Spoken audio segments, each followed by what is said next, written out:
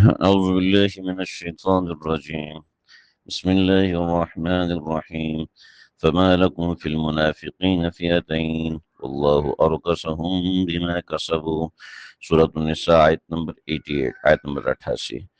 مومنوں کی آپس میں کچھ اختلاف ہو گیا تھا صحابہ کرام کا، کچھ لوگوں کے بارے میں کہ وہ سچے مومن ہیں یا نہیں ہیں، تو ان کے بارے میں احکام سلطانی ہے، اور احکام سلطانی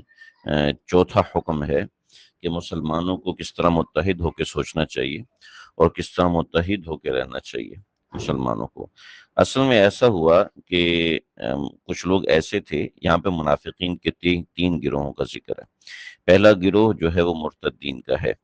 یعنی کچھ لوگ ایسے تھے کہ جو اسلام قبول کر کے بظاہر اسلام قبول کر کے آئے، اور انہوں نے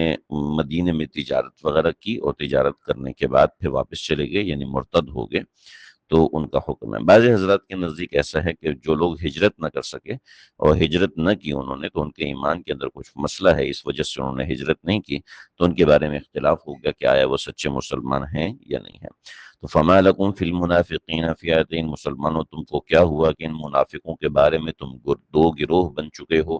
یعنی کچھ کہتے ہو کہ وہ مسلمان ہیں، کچھ کہتے ہو وہ مسلمان نہیں ہیں، حالانکہ اسلام کا تعلق ظاہر بین چیزوں سے ہوتا ہے، اسلام کا تعلق ظاہری اعمال سے، ظاہری چیزوں سے ہوتا ہے، اندر سے اسلام کا تعلق نہیں ہوتا، یاد رکھیے۔ چنانچہ جو ظاہری اعمال ہیں اس سے احکام سلطانی ہے کہ حکومت کو اور عام معمولات میں علماء کو فیصلہ ظاہر بین معاملات سے کرنا ہوتا ہے، باطن میں کسی کے کیا چل رہا ہے اس کا شریعت سے کوئی تعلق نہیں ہے، اس کا اور اللہ کا ذاتی معاملہ ہے۔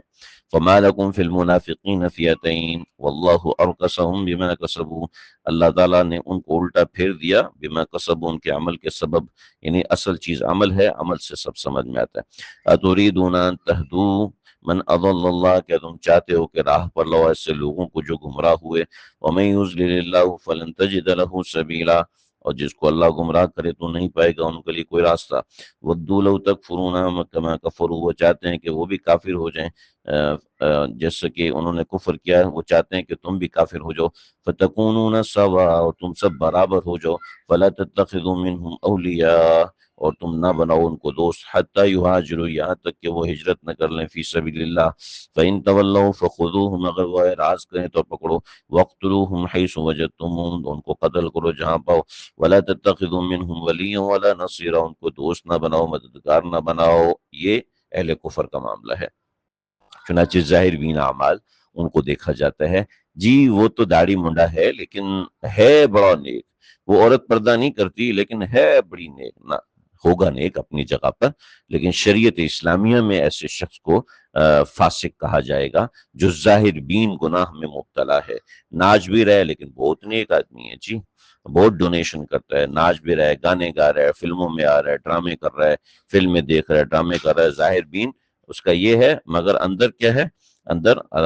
ہم ظاہر بین کے حساب سے معاملہ کریں گے، اندر کے حساب سے معاملہ نہیں کریں گے۔ الا الذين يصلون الى قوم، ہاں ان کے ساتھ جہاد ہے، مگر دوسرے وہ لوگ ان کے ساتھ جہاد نہیں ہے، وہ کون لوگ ہیں اس کا ذکر ان آیات میں۔ الا الذين يصلون الى قوم بينكم وبينهم ميثاق، ہاں وہ دوسرے لوگ ہیں، ان کا کیا معاملہ ہے؟ ان کا معاملہ یہ ہے کہ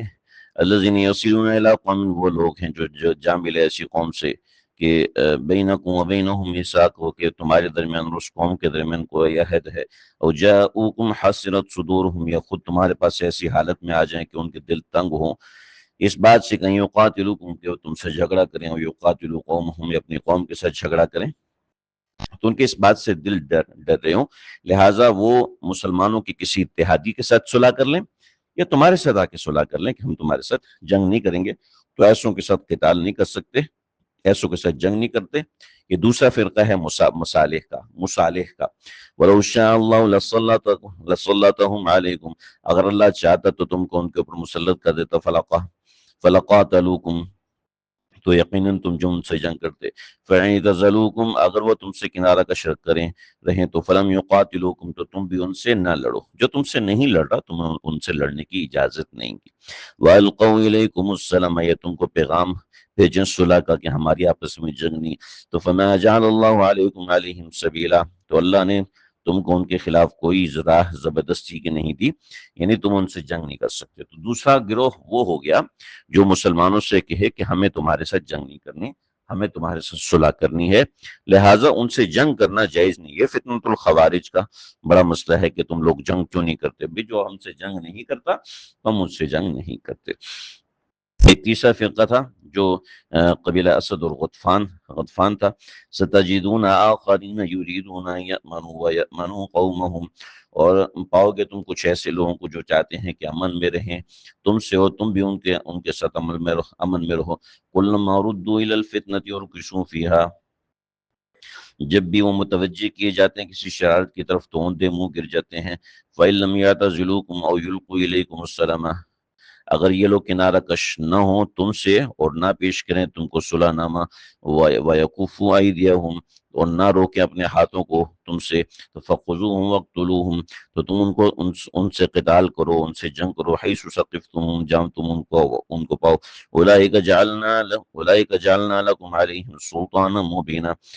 یہی لوگ ہیں کہ ہم نے دی ہے تمہیں ان کے خلاف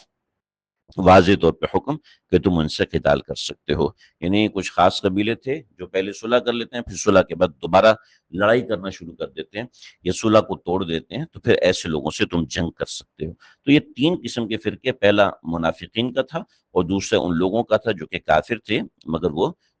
صلح صفائی کے ساتھ رہنا چاہتے تھے۔ اللہ سمجھنے کی توفیق دے۔